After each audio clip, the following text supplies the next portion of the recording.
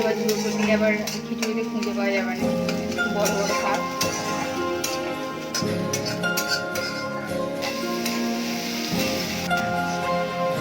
ওদিকে হচ্ছে টমেটো আর পেঁয়াজটা হালকা হালকা হোক, পেঁয়াজটা একটু নেড়ে দিই, দিয়ে তারপর টমেটো দেবো।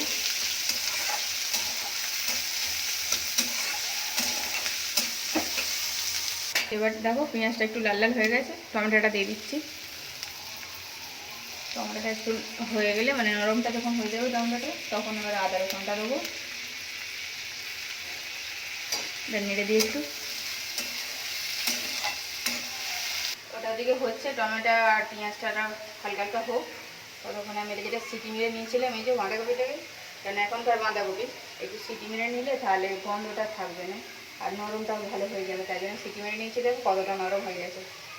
এই যে থালা তুলে নিই, নাহলে ওতে একটু জল আছে, এই যে কতটা জল, ওই জন্য একটু তুলে নিচ্ছি। বর্ষাকালে বৃষ্টি হলে একদম খিচুড়ি গরম গরম আর ডিম ভাজা সবার খুব ভালো লাগে, বিশেষ করে আমাদের বাঙালিদের খুব ভালো লাগে, আমার তো খুবই ভালো লাগে।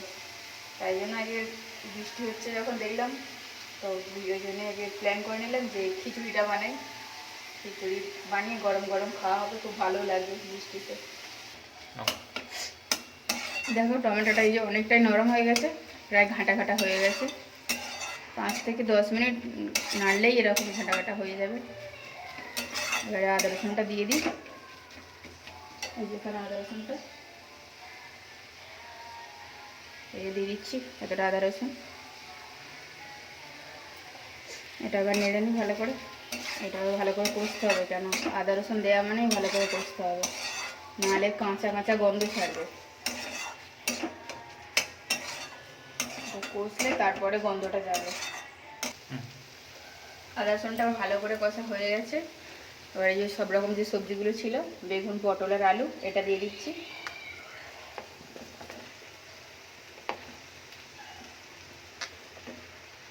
ওটা একটু নেড়ে নিই, 5 মিনিটের মতো এটা নেড়ে নেবো, নিয়ে এবারে বাঁধাকপিটা দিয়ে দেবো, কারণ বাঁধাকপিটা আগে থেকে বয়েল করা ছিল, একদম প্রায় সিদ্ধ মাখা মাখা হয়েই আছে, তো এটাকে 5-10 মিনিট নেড়ে নিয়ে আর ওইটা দেবো। দেখো এটাও নেড়ে নিয়েছে এই যে 5 মিনিট, নিয়ে এবার এই যে বাঁধাকপিটা দিয়ে দিয়েতে,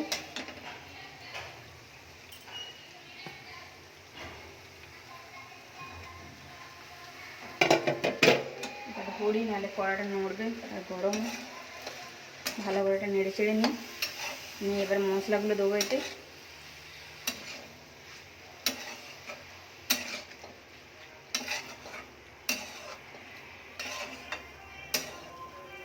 যা যা মশলা দেওয়ার এবারে দিয়ে দেবো এতেই, একটু নেড়ে নিই ভালো করে।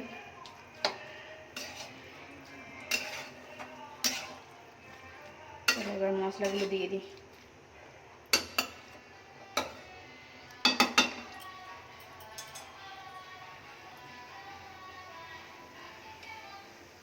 কিছু হলুদ গুঁড়ো দিচ্ছি,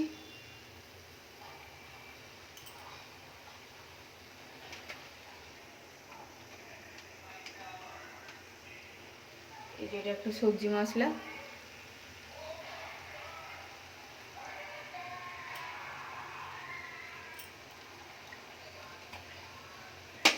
আর এটাই যে জিরে গুঁড়ো দিচ্ছি,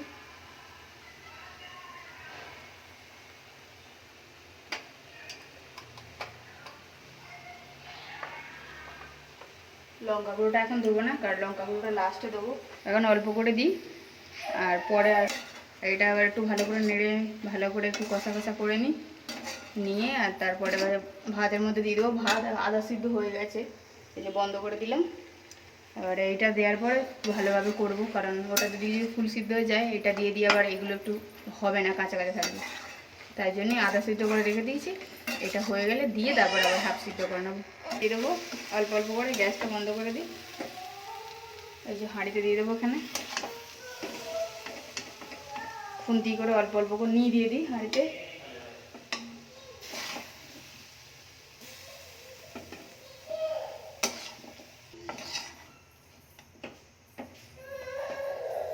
কি হলো সোনা?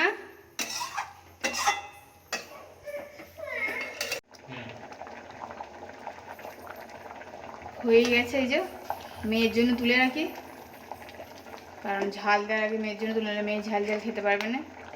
অল্প করেই তুলে রাখবো, কারণ খাবে না তো বেশি। সেই যে এটা মেয়ের জন্য তুলে রাখলাম। আর এবার আমার বান্ধবীর জন্য তুলে রাখবো।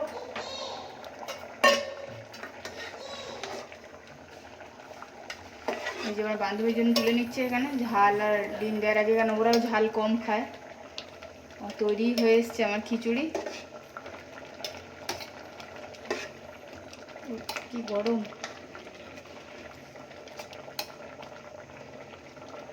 এই যে হয়ে গেছে। এই যে আমার বান্ধবীর জন্য তুলে নিলাম খিচুড়িটা। এই যে টিফিনে করে দিয়ে আসবো, টিফিনে তুলে নিয়েছি। আর এবারে এই যে ডিম ভাজাটা আর কাঁচা লঙ্কাটা দিয়ে দিই, কারণ এবারে তুলে নিয়েছি সবার জন্য আমাদের। এবার আমরা ঝাল খাবো, আর ওরা ঝাল খাবে না বলে ওদের জন্য এমনি তুলে রাখলাম। ডিমটা দিয়ে দিলাম, আর একটু গুঁড়ো লঙ্কা দেবো। বেশি দেবো না গুঁড়ো লঙ্কা, কারণ গুঁড়ো লঙ্কা বেশি আমি ইউজ করি না, অল্পও দেবো।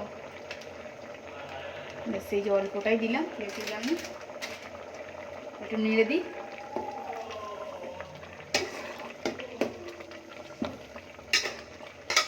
তোমরা দেখে বলো আমার খিচুড়ি কেমন হয়েছে। ডিম ভাজাটাই যেতেই দিয়ে দিলাম, আর আলাদা করে ডিম ভাজবো না। এবার ওপর দিয়ে একটু ঘি ছড়িয়ে দেবো।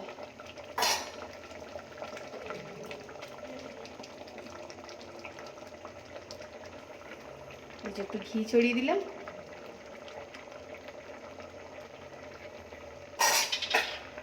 গ্যাসটা বন্ধ করে দিলাম। এবারে তো আমার খিচুড়ি পুরো রেডি হয়ে গেল।